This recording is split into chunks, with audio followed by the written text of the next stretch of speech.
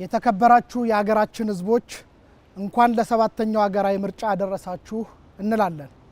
ኢትዮጵያ የረጅም ዘመናት የስልጣኔዎችና የመንግስታት ታሪክ ባለቤት ብትሆንም የሀገረ መንግስት ግንባታዋ ገና ሙሉ በሙሉ ያልተጠናቀቀ ነው።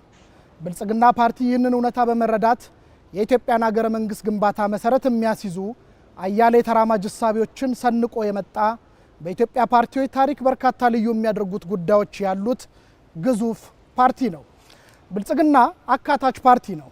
በቡድንና በግል መብቶች በሀገራዊና ብሔራዊ ማንነቶች መካከል ሚዛናዊ እይታ ያለው የመግባባት ዴሞክራሲን የሚከተል ርዕዮተ ዓለም ተቸንካይ ሳይሆን ለዜጎችና ለብልጽግና ጉዟችን ስኬት የሚጠቅሙ የቱ ነው የሚለው ላይ የሚጨነቅ ለኢትዮጵያ ችግሮች የሚሻው ኢትዮጵያዊ መፍትሄ ነው ብሎ የሚያምንና የላዕላይ መዋቅር ላይ የሚያተኩር ፓርቲ ነው።